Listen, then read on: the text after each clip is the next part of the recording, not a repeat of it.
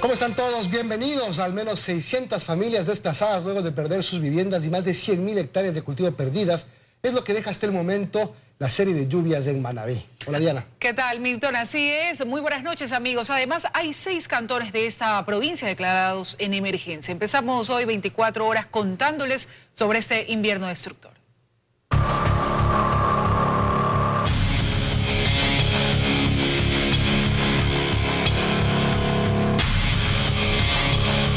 Árboles caídos, lodo movedizo y lo que queda de las casas. Es el paisaje que dejó el invierno en Sacón de Miguelillo y la Quebrada Seca, 2 de las áreas rurales más afectadas del cantón Puerto Viejo, provincia de Manabí, ya en emergencia declarada. A don Vidal lo encontramos rescatando con su hijo lo poco que quedó bueno dentro y fuera de su casa. Conmovido nos dice que si bien esta fue una desgracia con suerte, pues no se perdieron vidas humanas, la magnitud del daño material sí les saca lágrimas. Yo perdí cocina, la nevera, casi todo, mejor dicho, lo que era de casa. De la casa de Karina sí no quedó nada, hasta el zinc se fue con la correntada, de ahí que con su familia debió huir en medio de la palizada. La quebrada lo que traía era más lodo que agua, era algo que como que el lodo hacía remolino. Solo en el sector de la Quebrada Seca, fueron 13 las viviendas que se fueron con la palizada. La naturaleza nos arrebató nuestras casas. Ahora Sofía, al igual que Karina y su familia, viven en una escuela comunal declarada albergue junto a otras 25 familias afectadas. Y hay unas 60 más en hogares de acogida y en la casa parroquial. Somos alrededor de 100 familias más o menos. En todo Manabí son más de 600 las familias desplazadas producto del fuerte temporal que ha impactado mayormente a los cantones de San Vicente, Chone, Manta, Montecristi, Puerto Viejo y Tosagua. Pedimos ayuda al gobierno que por lo menos nos ayuden a reubicarnos a todos. Incluso a nivel agrícola, la pérdida en Manabí ha sido cuantiosa e inesperada. Principalmente zapallo,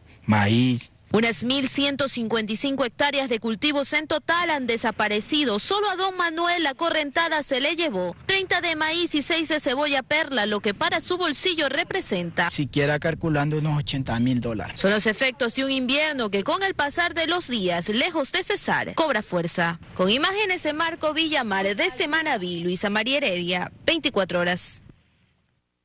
Y desde esta tarde Guayaquil soporta una intensa lluvia acompañada de truenos y presencia de rayos. Muchos sectores están seriamente afectados por la acumulación de agua. Cerca de las 6 de la tarde la situación se volvió crítica, pues a esa hora muchos ciudadanos salían de sus lugares de trabajo y se encontraron con dificultades en el tránsito vehicular. A esa hora ha disminuido considerablemente la intensidad del aguacero, pero amplias zonas del norte, centro y sur han quedado inundadas.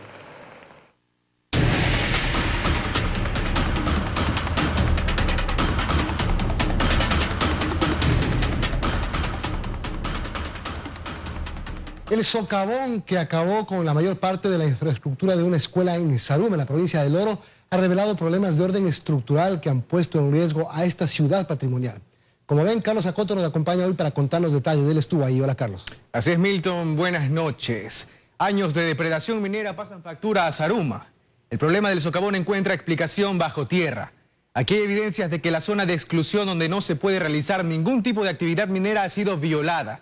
Nosotros logramos ingresar mediante túneles en la zona legal para tener una visión más cercana de las causas del socavón. Mañana les mostraremos este recorrido porque bien vale empezar desde el principio, porque los primeros síntomas del desastre se evidenciaron en la superficie. Aquí el primer reportaje sobre Saruma, patrimonio en riesgo. La explotación minera en Saruma data de hace más de 500 años. Las tradiciones orales del sector presumen las riquezas que sus ancestros han sabido extraer de las entrañas de la tierra desde tiempos anteriores a la colonia. Sin embargo, su riqueza no solo está bajo suelo. Por su arquitectura y tradición, Saruma es patrimonio cultural del Ecuador desde 1990. Aquí se libra una lucha entre ambos mundos, las consecuencias de la minería y un patrimonio cultural en riesgo. Uno de los efectos se evidenció el 26 de octubre de 2016. Debajo de uno de los edificios patrimoniales de la Escuela La Inmaculada, un socavón aparecía generando una alerta que se incrementó cuando el 2 de enero de 2017, la falla se amplió y terminó por desplomar la infraestructura. Estupefactos quedaron quienes habitaban en los alrededores del incidente. Era este el primer síntoma de un problema mucho más grande. La Inmaculada, ahora deshabilitada por el riesgo inminente, se ubica en el centro del casco urbano de la ciudad, encima de la llamada zona de exclusión, donde se prohíbe cualquier tipo de actividad minera. La zona de exclusión de Zaruma ha variado con el pasar de los años. En 2013 era esta. Contemplaba 75 hectáreas, pero dejaba fuera algunas partes de la zona urbana, por lo que en 2015 se la amplió a 105 hectáreas. En 2017 se realizó una última ampliación que abarca 175 hectáreas y tiene el objetivo de proteger la mayoría de los 3.200 predios ubicados en la zona urbana de la localidad.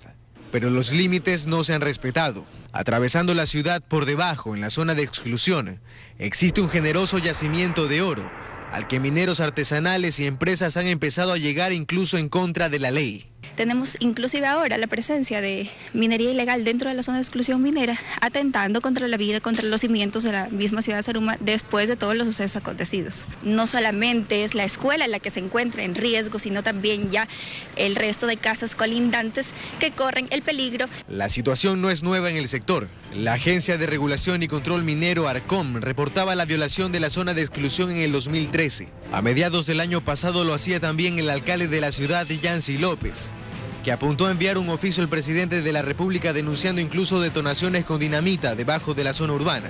En el documento se señala, las detonaciones en el centro histórico de la ciudad siguen estremeciendo nuestras calles y viviendas. Aquí el panorama es preocupante. La zona de la Inmaculada luce así 2 meses después del socavón. Los intentos por tapar el hueco no han funcionado. Desde que ocurrió el socavón se han depositado 288 volquetadas de material pétreo para rellenar el terreno. Esfuerzo que ha sido en vano porque aquí todos los días la tierra se hunde. No podemos dormir. Mire todas estas casas. Esta casa estaba la calle entera. Mire dónde está ya ahora. La falla ha cedido ya en 3 ocasiones. La Agencia de Regulación y Control Minero ARCOM y la Secretaría de Riesgos coinciden en que el problema del socavón tiene su origen bajo tierra. Hasta allá fuimos para conocer cuáles son sus causas. Se lo contamos mañana en una segunda entrega. Carlos Acoto, 24 horas. El presidente Correa cesó en sus funciones al comandante del ejército Luis Castro, quien al día siguiente de las elecciones pidió que se respete sin presiones el pronunciamiento de los ciudadanos. Castro pidió a los soldados seguir brindando seguridad al proceso electoral en la segunda vuelta. En 3 días el Ejército Nacional tuvo 3 comandantes. Este lunes hubo un nuevo cambio. A través del decreto ejecutivo 1334, el presidente Correa cesó a Luis Castro como comandante del Ejército y en su lugar lo reemplazó por el general de división Edison Narváez. Castro fue quien al día siguiente de las elecciones pidió que se respete sin condición ni presión el pronunciamiento de los ciudadanos en las urnas. Y este lunes, tras la firma del decreto presidencial, desde los exteriores de la escuela militar expresó su malestar por considerar que este tipo de decisiones afectan a la estabilidad institucional. Señor presidente, se ha demorado, porque yo el día martes 21 de febrero en su oficina le presenté mi cargo a disposición. No somos populistas, somos soldados profesionales. Obviamente la justicia sabrá promulgar si hubo o no hubo fraude. Por otra parte, Castro insistió en que el Consejo de Generales se reunió tras el proceso electoral para exigir respeto a la voluntad ciudadana, hecho que fue desmentido en su momento por el ministro de Defensa, Ricardo Patiño. Mire, usted, señor Patiño, el Consejo de Generales se reúne vía telefónica o vía internet para tomar las decisiones, que no debía atreverse a sacar en su Twitter personal, ninguna decisión respecto a las elecciones. Usted es la autoridad máxima de Fuerzas Armadas.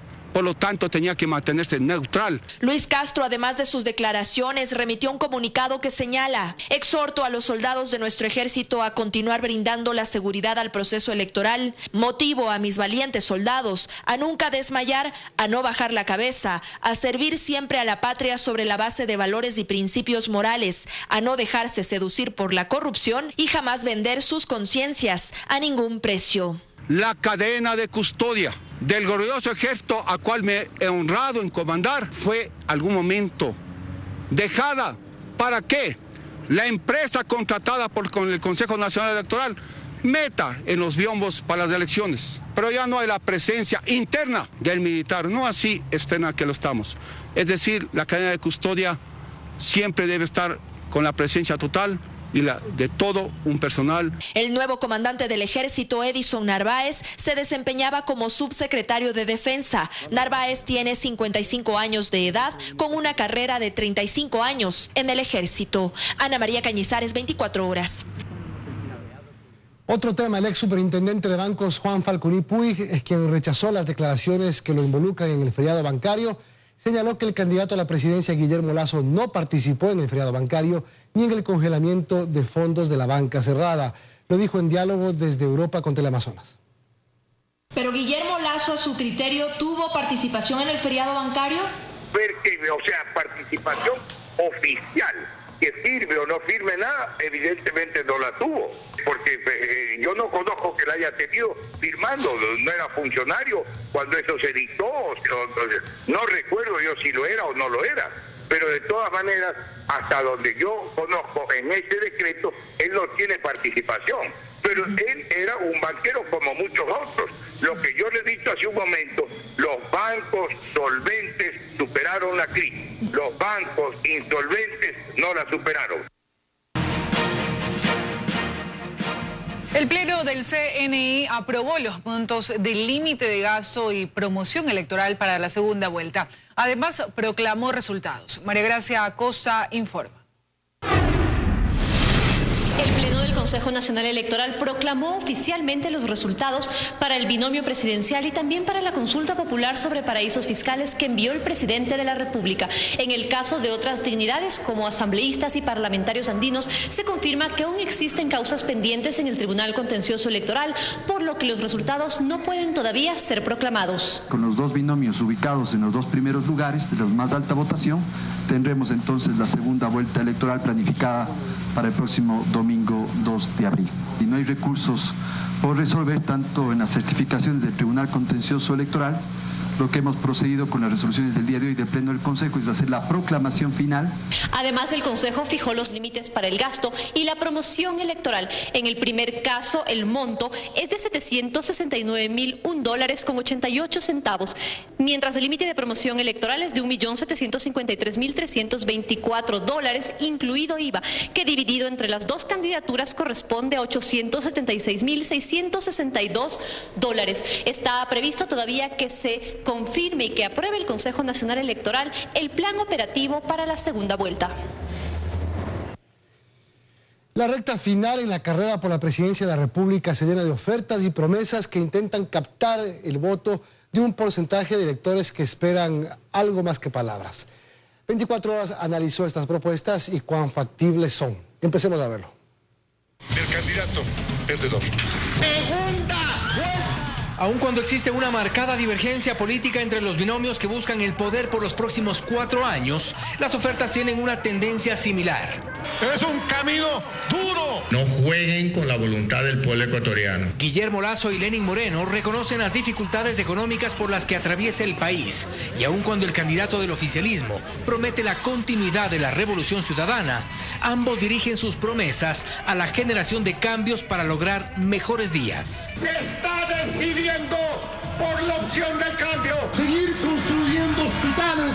Los candidatos mantienen su propio eje de campaña. En el caso de Lenín Moreno se trata de una visión socialista versus la neoliberal, mientras que Guillermo Lasso ha enfocado la campaña en su visión de la libertad y solidaridad. Desarrollan así un programa de gobierno lleno de retórica, aunque con algunas ofertas en concreto, atadas siempre a la promesa de mejorar la economía, el empleo y la vivienda. Las ofertas de los presidenciables apuntan necesariamente a aliviar la difícil situación económica de los ecuatorianos, pero eliminar unos impuestos o bajar otros, ¿es económicamente posible o solo políticamente rentable? Que defenderemos hasta el último momento. El compromiso público de Lenín Moreno, por ejemplo, ha sido eliminar las salvaguardias y bajar el impuesto al valor agregado del 14 al 12%.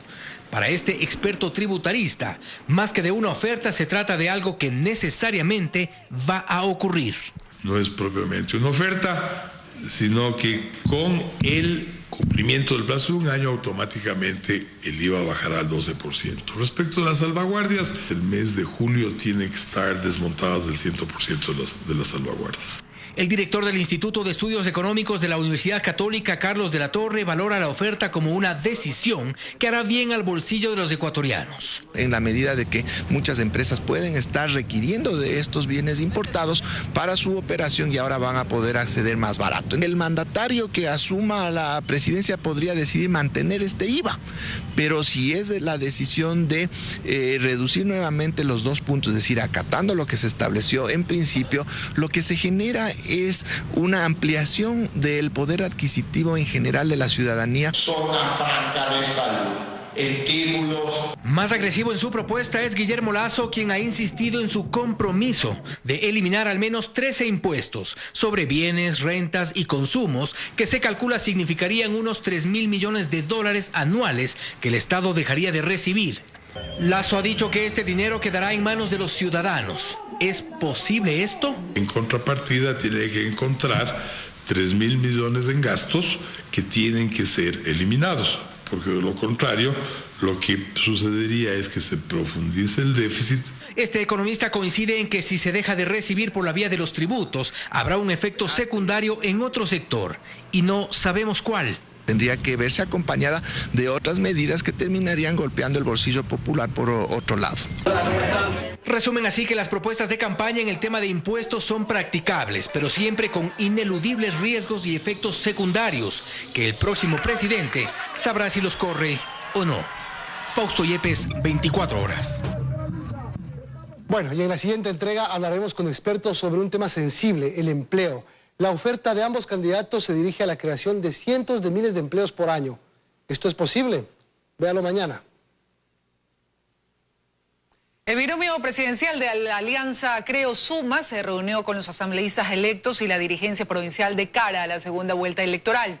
Entre otros temas, analizan los diálogos con otras fuerzas políticas y el llamado a consulta popular. Uno a uno llegaron los 34 asambleístas electos por la Alianza Creo Suma y también dirigentes de la organización política que lidera el candidato presidencial Guillermo Lasso a la reunión de trabajo en la que agradeció a todos por su triunfo y el camino a la segunda vuelta. El mensaje de unidad, el mensaje de apertura, porque hoy no está en juego la elección de Lasso o la elección de Creo o de la Alianza Creo Suma. Hoy está en juego la democracia y la libertad. Yo creo que lo que cabe ahora es conversar con todas las fuerzas políticas para tener también un mayor equilibrio. Además de la estrategia político-electoral para el 2 de abril, en su agenda está la consideración de la propuesta de consulta popular o asamblea constituyente. Y que sea el pueblo ecuatoriano el que se pronuncie limpiamente, sin fraude en las urnas, para que escoja a sus verdaderos representantes en esa asamblea constituyente. ¿Usted apoyará una consulta popular o una constituyente? Bueno, por supuesto, si es que la estrategia es esa. Pero yo creo que debe ser la última alternativa. Antes de tomar esa decisión deberíamos tratar de encontrar un consenso dentro de la Asamblea Nacional. Entre los legisladores de esta organización que integrarán la nueva asamblea también existen propuestas. Así lo explica el coronel César Carrión. Tenemos que reformar la ley de comunicación, vamos a eliminar esa CENESID, tenemos que hacer una reforma a la ley de educación superior. Tenemos un compromiso, seguir trabajando, fortaleciendo nuestra acción, que es tocar puertas, que es escuchar a la ciudadanía. Reuniones como esta también tendrán lugar por parte del candidato presidencial con los prefectos. En Quito, María Gracia Costa, 24 horas. El candidato de Alianza País, Lenín Moreno, anunció que la ley de comunicación podría tener reformas en el caso de que llegue a Carondelet. Lo dijo durante una entrevista con una radio de la capital. Lenín Moreno inició actividades este lunes con una entrevista radial. Durante casi 50 minutos habló sobre sus propuestas. Dijo que constantemente habla con los periodistas sobre la ley de comunicación. Esto a propósito del anuncio de la Asociación Nacional de Editores de Periódicos, donde solicitó a los dos candidatos una reforma o derogatoria de la normativa y criticó la función de la Supercom. Eso de electoralmente ofrecer, eliminar, botar al tacho de basura una ley, creo que no es la alternativa y se ha trabajado mucho. Pero sí, tienen razón, existen instancias que hay que revisarlas, existen ciertas particularidades de la ley. Es decir, podría haber reformas. Pero claro que sí, no se olvide que es una obra humana y toda obra humana es perfectible. Dijo que personalmente no hay que ser represivos con los medios de comunicación. Yo creo que la libertad de expresión debe estirarse lo más posible. Respetuoso con la crítica, pero por supuesto no vamos a permitir bajo ninguna circunstancia que haya excesos. Recalcó además que está abierto al diálogo incluso desde la Asamblea Nacional. A pesar de tener una mayoría absoluta, voy a conversar con los otros bloques políticos, por cierto que sí. Por cierto que sí, siempre es importante conversar con las minorías. También dijo que es una persona conciliadora y que no contestará a lo que diga su contendor. Voy a contestar los epítetos con los cuales permanentemente me califica el candidato contendor. Lo que sí he dicho con firmeza es quiénes son los responsables del feriado bancario que empobreció a tantos ecuatorianos, porque el feriado bancario hay que evitar que se vuelva a repetir. Finalmente extendió un saludo a las mujeres en su día y sostuvo que quiere erradicar la violencia intrafamiliar. Andrea Samaniego, 24 horas. Centro Democrático del prefecto del Guayas, Jimmy Jairala, confirma su apoyo a la candidatura de Lenín Moreno, mientras que el pueblo Montubio votará por Guillermo Lasso. Dijo que lo conversó ampliamente con sus bases y 2 semanas después de la primera vuelta electoral hizo pública su decisión. Centro Democrático apoyará oficialmente la campaña de Lenín Moreno. Él es un líder que sabe escuchar. Nuestro apoyo a su candidatura sí tiene condiciones. Como el impulso al agro, reformas a la ley de comunicación y la sustitución de la deuda con China. El líder de Centro Democrático aclaró que el apoyo de su partido será para Lenín Moreno, más no para Alianza País, y justificó sus razones. Porque no vamos nosotros a volver, por ejemplo, al Frente Unidos, y porque nosotros tenemos y mantenemos diferencias importantes que fueron puestas en manifiesto en los últimos días con algunos dirigentes del país. De su parte, el pueblo Montubio también tomó su decisión. Su apoyo será para el candidato de la alianza Creo Suma. Votar masivamente por el binomio de Guillermo Lasso y Andrés Páez como la única opción posible, viable. Aclararon además que el impulso irá acompañado del cuidado de los votos. Vamos a cuidar que esa voluntad soberana del pueblo ecuatoriano no sea vulnerada esta vez. Así los partidos y movimientos van tomando su posición de cara a la nueva realidad que escogerán los ecuatorianos el próximo 2 de abril. Joana Ramos, 24 horas. El presidente de la República, Rafael Correa, cumplió agenda en Guayaquil. Recorrió la unidad educativa Ciudad de Riobamba, un establecimiento que está siendo repotenciado y que según las autoridades estará listo en abril para dar inicio al próximo periodo escolar. Después, el mandatario avanzó hasta la unidad educativa Provincia de la Suay, donde también verificó los avances de la obra. Carlos Polit Fayoni es el virtual Contralor General del Estado. La comisión encargada de la selección aprobó su informe final con las calificaciones de los 14 postulantes. De ellos, Carlos Polit tiene una puntuación de 95 sobre 100 y su inmediata seguidora alcanza 67,5 puntos. Solo resta que el Consejo de Participación conozca el informe y designe a Polit para su tercer periodo en la Contraloría.